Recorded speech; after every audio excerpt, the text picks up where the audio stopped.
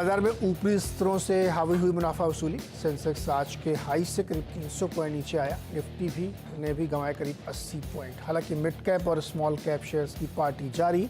IT, metal और सरकारी बैंकों में जोरदार खरीदारी।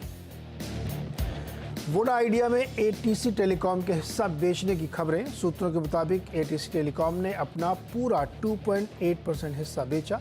शेयर 3% नीचे। बजाज फाइनेंस की फंड की लागत बढ़ने और नेट इंटरेस्ट मार्जिन गिरने से बाजार का मूड हुआ खराब। शेयर करीब 7% नीचे। हालांकि मुनाफा 21% तो ब्याज से कमाई 28% उछली। बाजार को पसंद आया टेक महिंद्रा का टर्नअराउंड प्लान। शेयर 12% ऊपर। चौथी तिमाही में कंपनी की आमदनी और मार्जिन भी निकले उम्मीद के मुताबिक। वहीं कमजोर नतीजों के बाद एल&टी टेक सर्विसेज करीब 7% फिसला। नतीजों के लिहाज से आज बड़ा दिन। निफ्टी की 5 कंपनियों Maruti, HCL tech, SBI, life, Bajaj Finserv और श्रीराम फाइनेंस पेश करेंगी रिजल्ट। 56% बढ़ सकता है मारुति का मुनाफा। मार्जिन में भी सुधार की उम्मीद। और लोकसभा चुनाव के दूसरे चरण की वोटिंग जारी। 88 सीटों पर होंगे चुनाव। राहुल गांधी, शशि थरूर, हेमा मालिनी और अरुण गोविल जैसे बड़े चेहरों की किस्मत का आज होगा फैसला। तो स्वागत है आपका ट्रेडर्स हॉटलाइन में। और आज सोशल मीडिया का दिन है। फटाफट अपने सवाल आप मेरे ट्विटर हैंडल पे भेजते रहिए और जो भी हमारे सोशल प्लेटफॉर्म्स हैं उस पर भेजिए। हम कोशिश करेंगे कि मैक्सिमम लोगों के सवालों को शामिल करें। बस एक रिक्वेस्ट है आपसे कि अपने शहर का नाम ज़रूर लिखिएगा कि आप कहाँ से हमें सवाल भेज रहे हैं। आज के मेहमान हैं सर्वेंद्र श्रीवास्तव, जो आपके सवालों के जवाब देंगे। सर्वेंद्र जी नमस्कार। आप नमस्कार नीरज जी। कहाँ चले जाते हैं बीच बीच में आप?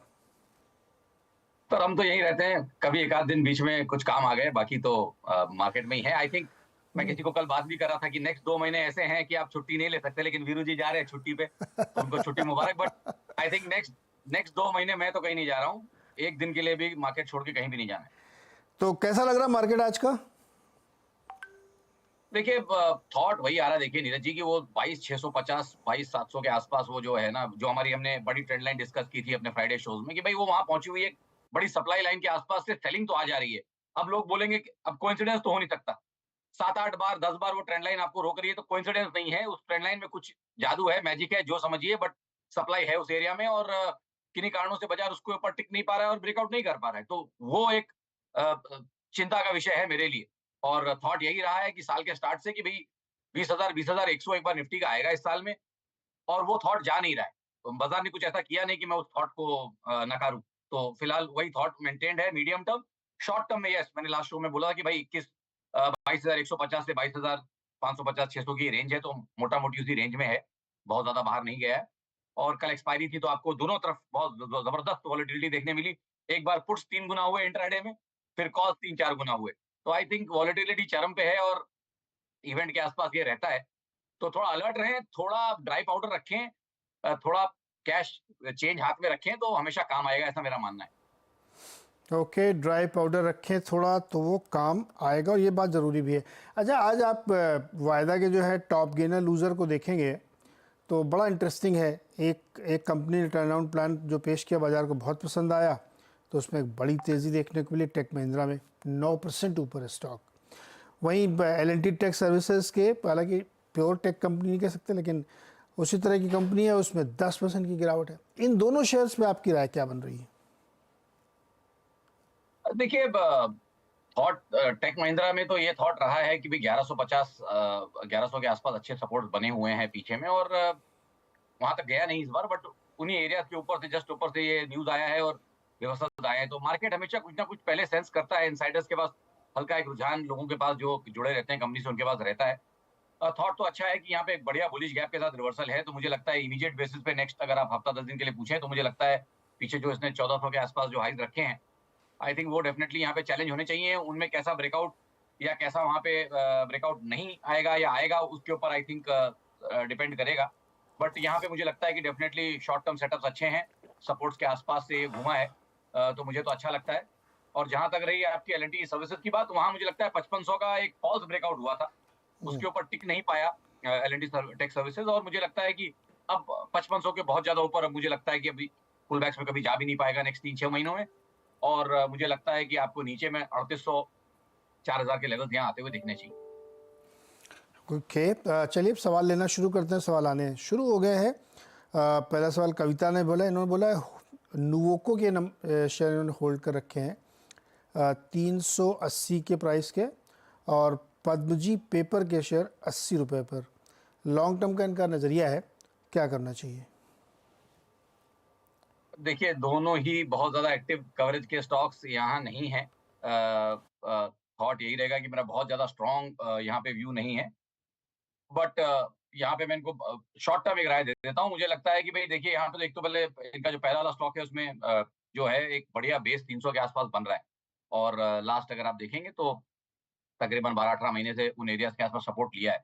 ऊपर की रेंज में 400 को क्लियर नहीं कर पा रहा है, किन्हीं कारणों से 400, 410, 20 के आस-पास अटक जाता है। तो यहाँ से मैं यही बोलूँगा कि जब तक 300 नहीं तोड़ रहा, तब तक 400, 420 का अपर रेंज का टारगेट है। ट्रेड करना चाहें तो 420 के आस-पास दोबारा एक बार मेरे ख्याल से यहाँ पे इनको राय लेनी चाहिए। और जहाँ तक रही इनकी पदमजी पेपर्स की, यहाँ मेरा थॉट ये है कि भई मेरे हिसाब से ट्रेड में बने रहें। और बहुत स्ट्रॉन्ग व्यू नहीं है, बट यहाँ पे भी मुझे लगता है रेंज बाउंड एक्शन रहेगा। ओके, अच्छा, अगला सवाल जो है समीर कुमार मेहर का है, जो कि भुवनेश्वर से हैं, और इन्होंने इंटर ग्लोब एविएशन पे सवाल पूछा है। इंटर ग्लोब एविएशन पे 3467 पे इन्होंने 19 अप्रैल को जो डिप आया था उसमें इन्होंने खरीदा शायद। शॉर्ट टर्म के लिए लिया है, क्या करना चाहिए?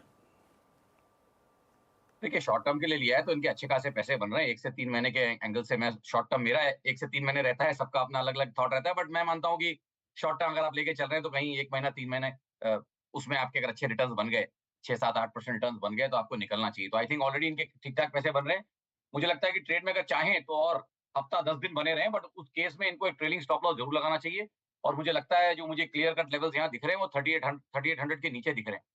तो 3790 के आस-पास अगर ये ट्रेलिंग ओनली स्टॉप लॉस लगा लेते हैं तो आई थिंक ट्रेड को और 7, 8, 10 दिन दे सकते हैं। और उसमें अगर इनको 4041 के लेवल मिल गए तो बहुत बढ़िया रहेगा। एक अच्छा इनका ट्रेडिंग मुनाफा बन जाएगा। ओके, ट्रेडिंग मुनाफा बन जाएगा। अच्छा, अब एक रीसेंट लिस्टिंग वाले चार्ट देखेंगे आप, या छोड़ दें उनको? सर, कोशिश बिल्कुल कर सकते हैं। कोशिश हमेशा करने के लिए रेडी रहते मुक्का हैं, तो कोशिश प्रोटीन करेंगे। बहुत हाल की लिस्टिंग है इसलिए। शुभ नाम क्या नाम बताया आपने इसका? MUKKA। मुक्का प्रोटीन्स। हाँ, जी, बहुत रिसेंट है। बहुत रिसेंट है। कुछ बहुत ही ज़्यादा रिसेंट है ये तो फिलहाल थॉट यही दिखता है कि 36 से लेके 42 तक की रेंज बनी हुई है। फिलहाल उसी रेंज को ट्रेड कर रहा है। ओके, अच्छा, चलिए अब एक थोड़ा सा लॉन्ग टर्म वाला है, मतलब थोड़ा काफ़ी समय हो गया होगा। अश्विनी शर्मा जी नाइका पे 110 स्टॉक लेके बैठे हैं, और इनका भाव 200 रुपये का है। शॉर्ट टर्म के लिए चाहिए इनको जाए, क्या करना चाहिए नाइका में? देखिए, शॉर्ट टर्म का अगर व्यू है तो ये मान के चलें कि पुलबैक्स अच्छे रहे यहाँ पे। और शॉर्ट टर्म में मुझे नहीं लगता कि बहुत ज़्यादा 190-200 के ऊपर जा पाएगा। तो मेरी राय रहेगी कि उछालों में अगर इनको 190-195 के स्तर आते हैं तो थोड़ा मुनाफा बाँधना चाहिए। In the mean time I think 174-40 पे एक स्टॉप लॉस भी इनको ट्रेलिंग लगा के रखना चाहिए। ओके, वरुण शुक्ला का सवाल है, BHEL पर 70 शेयर हैं 76 रुपये के भाव पे, और इन्फोसिस के 41 शेयर हैं 1503 के भाव पे।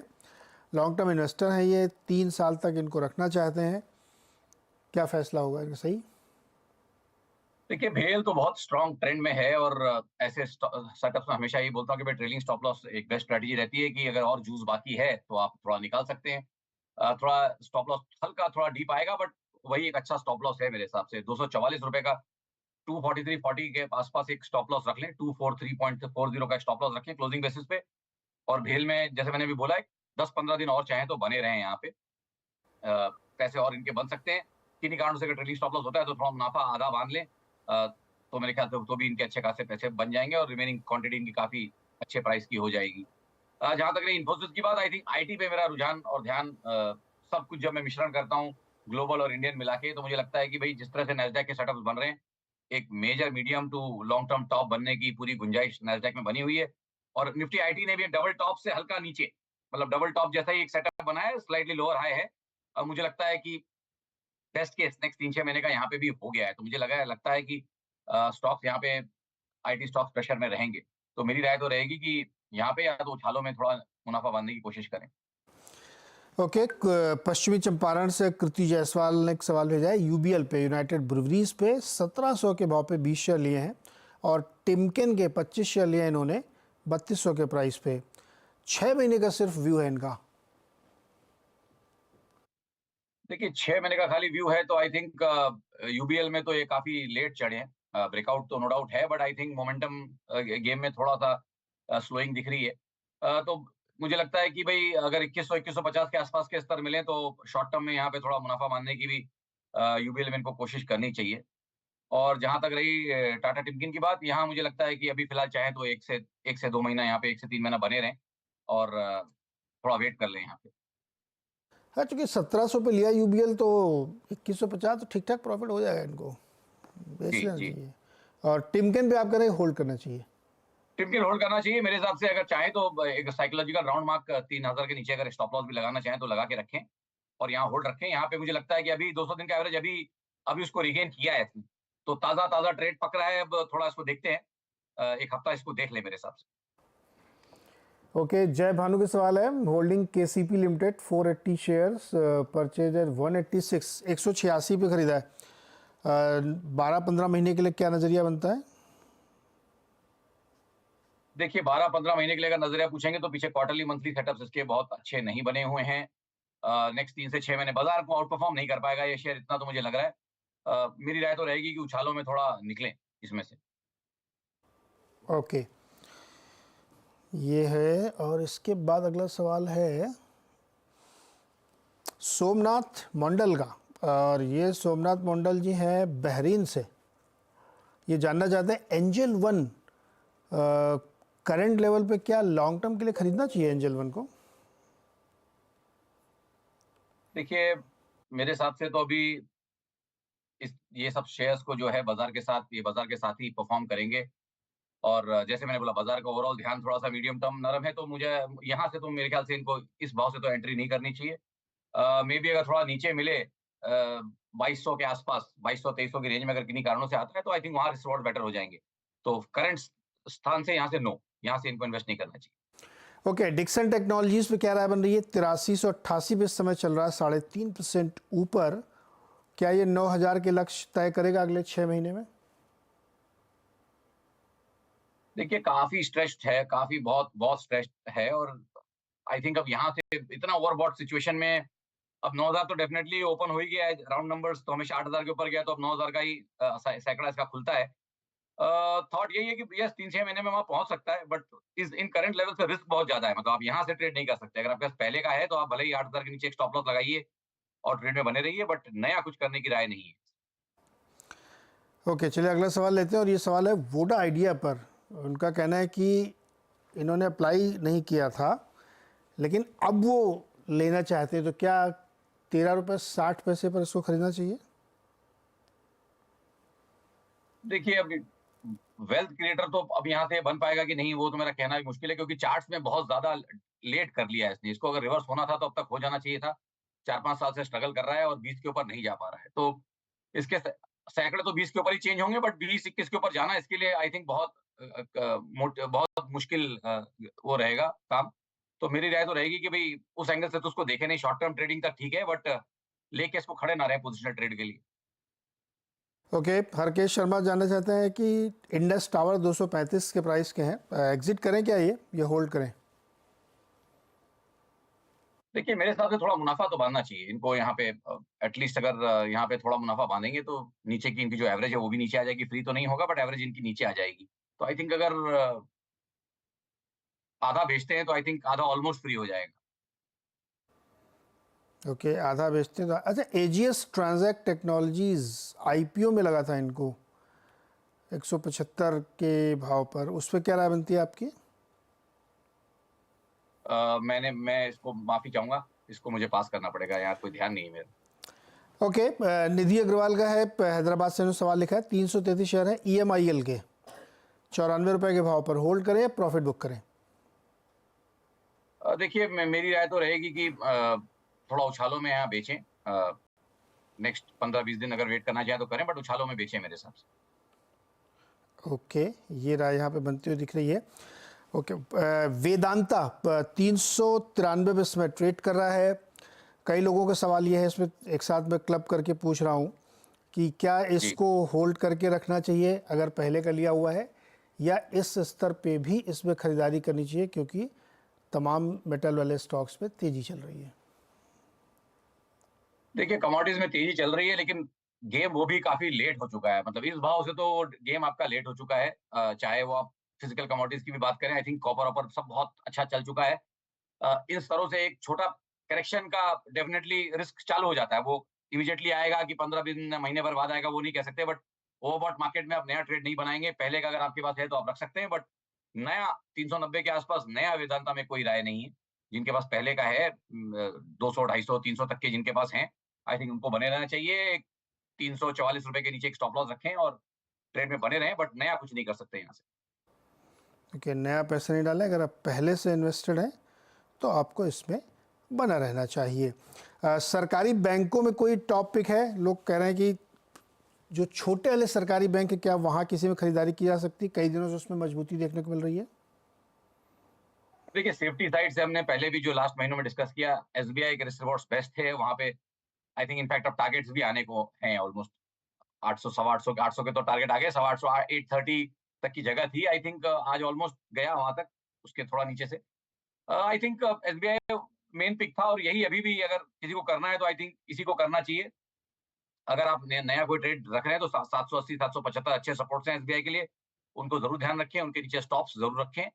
बट अगर कुछ करना है पीएसयू स्पेस में तो आई थिंक एसबीआई ही पिक रहेगी यहाँ कोटक बैंक में क्या खरीदारी करनी चाहिए करंट लेवल पे? से। एसबीआई बिल्कुल, मैंने बोला 775 के नीचे अगर आप स्टॉप नहीं लॉस नहीं रख नहीं, सकते हैं तो। कोटक बैंक में।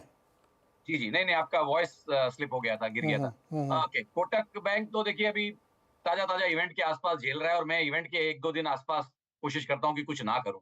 तो मैं फिलहाल अवॉइड करूंगा जब तक ये पूरा डाइजेस्ट हो जाए 2-3 दिन, उसके बाद इसको फिर देखेंगे। अभी इसमें इवेंट है, इसलिए इसको रोकना चाहिए। किर्लोस्कर इंडस्ट्रीज पे 5315 पे इस वक्त चल रहा है, 14-15% ऊपर है। और किर्लोस्कर न्यूमेटिक के कल रिजल्ट भी आए थे, उसमें भी बड़ी तेजी देखने को मिली थी।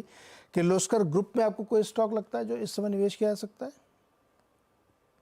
बड़ा हाई बीटा बड़ा हाई बीटा स्टॉक्स है इस ग्रुप में, और सब काफी चले हुए हैं नीरज जी। बहुत ओवरबॉट सिचुएशंस में है, तो यहाँ पे क्या है, रिस्क बहुत बढ़ जाता है। तो नए ट्रेड्स तो बिल्कुल यहाँ पे मेरे पास इनमें कोई रिकमेंडेशन नहीं है। ओके, इस ग्रुप में भी नहीं है, तो यहाँ पे ध्यान रखना चाहिए। अच्छा, फ्यूचर ग्रुप में फ्यूचर ग्रुप कर रहा हूँ, फ्यूचर्स में इस वक्त जो है बजाज फाइनेंस 7% नीचे, और बेच देना चाहिए, इसको शॉर्ट करना चाहिए अभी? देखिए बजाज फाइनेंस तो हमने पोजिशनली पहले भी डिस्कस किया, और थॉट यही है कि इसको 6200 एक बार आना है। बीच में आके गया 6250, बट आई थिंक 6000 6200 पे जब तक बेस नहीं बना था, हम्म। उन जगहों पे जब तक ये नहीं समझ में आ जाता कि हाँ अब यहाँ रुक गया है, तब तक तो बिल्कुल मेरे हिसाब से हाथ नहीं डालना चाहिए। और ये जो बेरिश गैप आज का आया है, ये बिल्कुल मेरे को अच्छा नहीं लग रहा। आई थिंक और लो भी टूट गए हैं, पीछे के गए हफ्ते के लोस टूट गए हैं, जो एक अच्छा संकेत नहीं है। तो मेरी राय तो यही रहेगी कि भाई रिस्क रिवॉर्ड अभी फिलहाल नहीं है, क्योंकि 10% गिरा हुआ। लेकिन उछालों में अगर किसी के पास एग्रेसिव स्टांस, जो एग्रेसिव ट्रेडर्स होते हैं जो शॉर्ट कर सकते हैं, ये केवल उनके लिए ट्रेड है। उछालों में मेरे हिसाब से तो बेचना चाहिए जब तक 7100 के ऊपर अब जाता नहीं है। तो 6200 आएगा, तो आप जितना आप 7000 के आसपास बेचेंगे, 69 7000 के आसपास आप बेचेंगे, उतना आपका रिस्क रिवॉर्ड अच्छा रहेगा। 6200 इसका आना है। 3 से 6 महीने लग सकते हैं, सरविंद, बट इस समय शॉर्ट करने के 2-3 आइडिया बताइए जो इस समय शॉर्ट करने हैं। देखिए इस समय तो अब सबसे बढ़िया तो मैं तो इंडेक्स के साथ ही रहूंगा। इंडेक्स अभी हाई के एकदम पास में ही, आज ही 100 पॉइंट 150 पॉइंट 100 पॉइंट का इन्वर्जन आया है ऊपर से। अगर किसी को करना है तो इंडेक्स ही सबसे बढ़िया लगता है। और स्टॉक स्पेसिफिक तो जैसे मैंने बोला, थोड़ा बाउंस आए तो ये सब फाइनेंशियल नेम्स आप थोड़ा सा शॉर्ट कर सकते हैं। बैंक निफ्टी भी आई थिंक हाई के आसपास ही है। तो इंडेक्स इज ऑलवेज सेफर। अगर मुझे पहला ट्रेड लेना है तो मैं दोनों इंडेक्स को इस्तेमाल करना चाहूंगा, निफ्टी और बैंक निफ्टी। लेमन ट्री में क्या राय बनती है? 137 पे खरीदा है विशाल ने 100 शेयर। देखिए purely from short term angle इसको देखें, और यहाँ पे 0 to 1 मंथ, मतलब 15 से 20 वर्किंग डेज के लिए इसको अगर आप देखते हैं तो आप ट्रेड में बने रहिए। कॉस्ट के आसपास स्टॉप लॉस लगाइए, और ऊपर में लगता है कि 160 162 के टारगेट्स यहाँ पे आ सकते हैं। ओके, त्रिदीप शाह का सवाल है, 100 शेयर हैं के पास टीवीएस के 169 के, क्या करना चाहिए? मैं टीवीएस मोटर मान के चल रहा हूँ। ₹100 का इनके पास काफी ₹100 के इनके पास है। नहीं नहीं नहीं, टीवीएस सप्लाई चेन, नहीं, टीवीएस मोटर आया है स्क्रीन पे सामने 2000 वाला भाव। ओके, टीवीएस सप्लाई चेन 179 मैं प्राइस है ना। मैं ओपन कर रहा हूँ, मैं ओपन कर रहा हूँ। हम्म,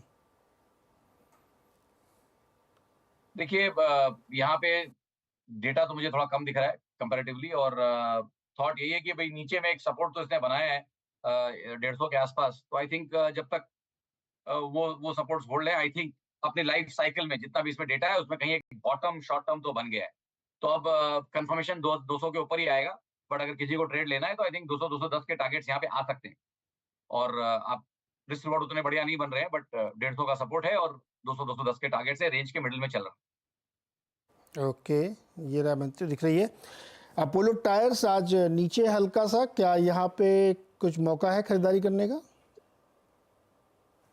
नहीं, अभी आप नाम पूछ रहे थे तो ये नाम भी शॉर्ट शॉर्ट लिस्ट का ही नाम है। आई थिंक अभी आपने पूछ लिया तो ये ताज़ा ताज़ा ही है।